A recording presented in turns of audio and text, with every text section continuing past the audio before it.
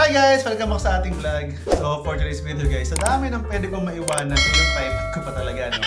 Anyway, papasyal ko kayo sa isang resort na dati na natin napuntahan na binalikan natin para tayo ay mag-staycation, para naman mas ma-flex namin sa inyo kung gaano kaganda itong lugar nito. Bukod sa staycation, sa magandang ambience, sa malinis na lugar na kanilang ino-offer, ay meron din silang sariling coffee shop and restaurant dito mismo sa loob ng resort. Kaya pag nag-staycation ka, hindi mo na problema kung saan bibili ng pagkain kasi meron sila dito mismo. At the same time, meron pang ibang mga libangan like billiards, pwede ka rin mag-sightseeing ng mga koi fish. At ang isa sa talagang maganda sa lugar na ito ay yung kanilang sobrang gandang view. Diba? Tanaw mo, palibot ng Rizal, Teresa, Sierra Madre sa Tanay, Antipolo. In short, sa view pa lang, talagang mare-relax ka na. Samahan niyo ako guys, pasyalan natin ulit sa kanilang coffee shop. Kasi sunset ngayon, tingnan natin kung gaano kaganda yung vibe doon kapag during sunset. Let's go! Hi guys, so ito yung talagang favorite spot ko dito sa resort na to guys, yung kanilang summit. Dito kasi guys, makikita mo yung paligid ng Rizal hanggang Laguna. Ito guys, nasa pinaka-tuktok ako. 360 to guys eh. Ayan. Imagine kung gaano kataas tong lugar na to.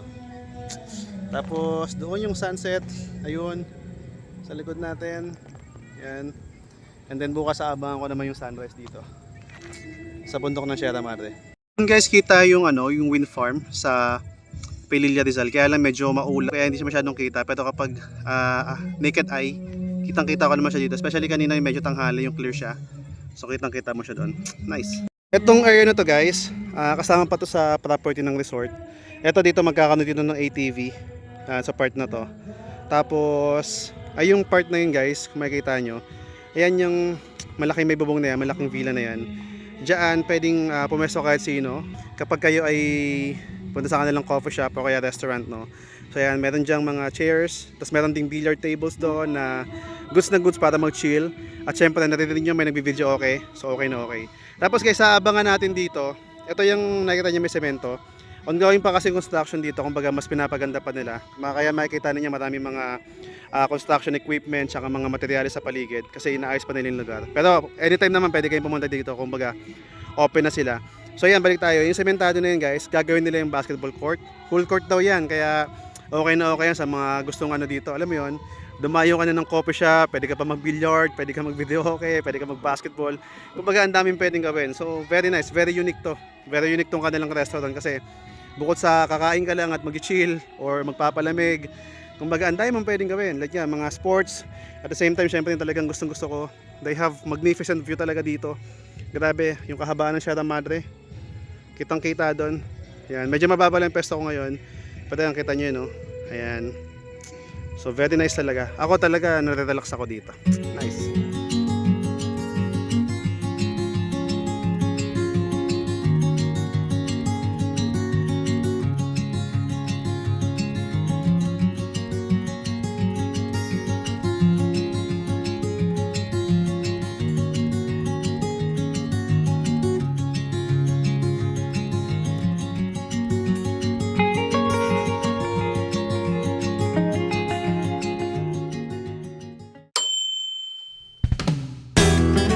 Siguro iniisip nyo na mahal dito dahil maganda ang lugar, no? Well, nagkakamali kayo dahil yung rate nila dito ay talagang affordable.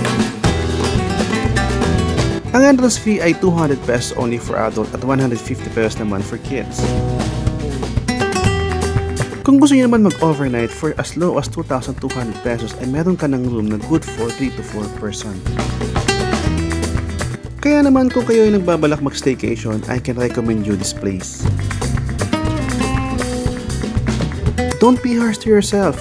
Huwag puro trabaho, minsan magpahinga ka rin. Kailangan mo yan.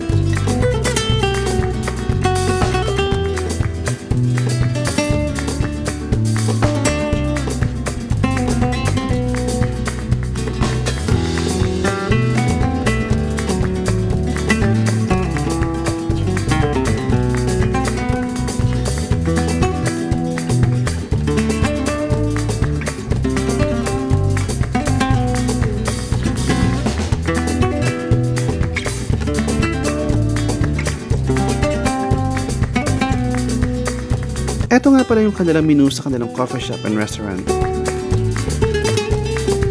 Kapag kayo ay nag-staycation, yung food na order ninyo ay isa-serve mismo sa inyong room. Ayos, diba? So for booking, just PM their Facebook page.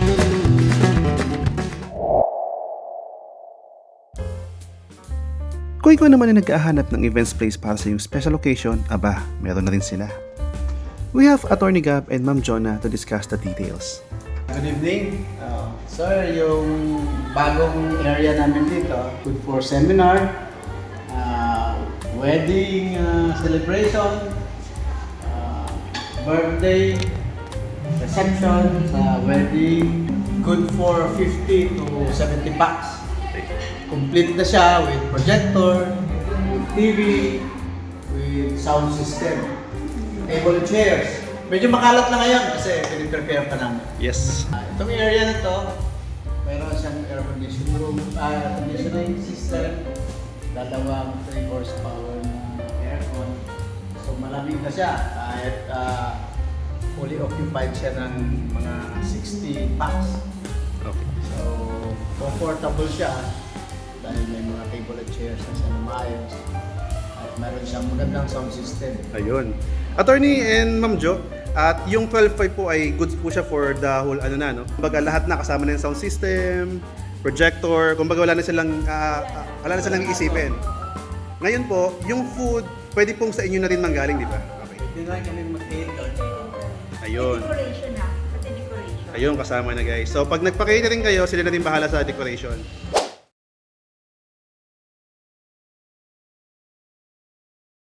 Hello guys! Ayan, nakita ko lang yung room. Ito yung room na accommodated namin. So meron dito 2 chairs with coffee table. So pwede ka na dyan mag-breakfast and chill, coffee and chill, no? Sa yung bed namin. So ito merong cabinet. Yan, mabilis ang ano lang guys, mabilis ang ano lang, room tour lang to. So tapos ito meron silang smart TV. So you can watch YouTube, Netflix. Ito yung CR guys.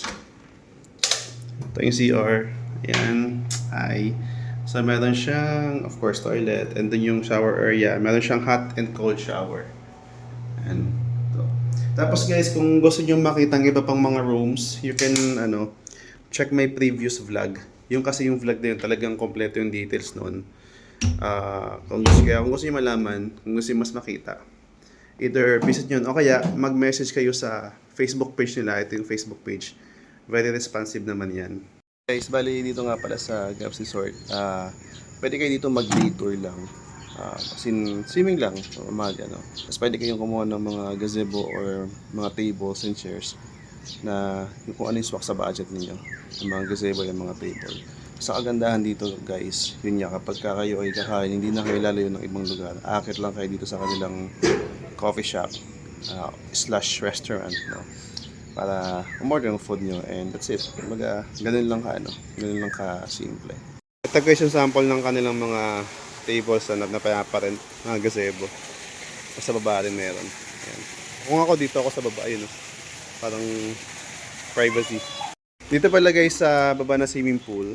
Ayan, kung for day tour kayo, sa akin mas magandang kung dito kumuha ng table kasi yan, tabing-tabi siya ng swimming pool. Pero kung gusto niyo naman ng parang privacy, wait mo ka na ka, magpapakita lang sa kanila yung mga tables.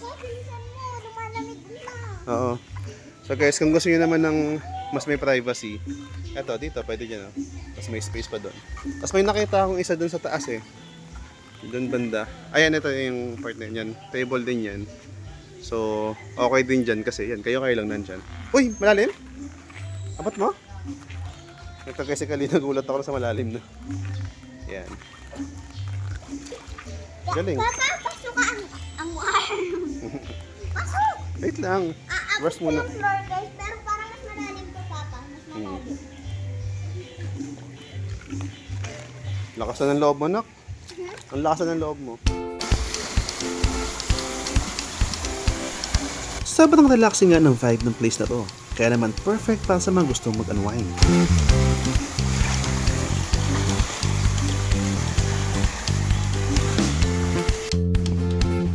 Kaya ano pang hinihintay mo? Yayain ang pamilya at ang tropa at mag-staycation na.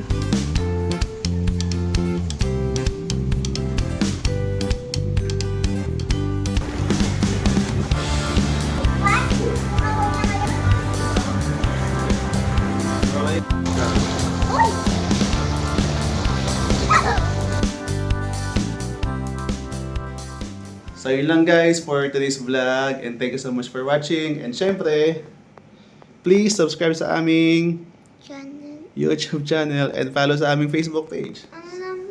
Giniginaw ng aking baby. Thank you po Gabs Resort and Leisure Farm for having us. We are very grateful sa inyong place at salamat po sa masarap na food na in-offer nyo. Thank you, bye! Thank you sa pagpakain ng fish. Yes, nag-enjoy siya sa pagpapakain ng fish. Ito yung guys, oh. Tada! Ay, galing.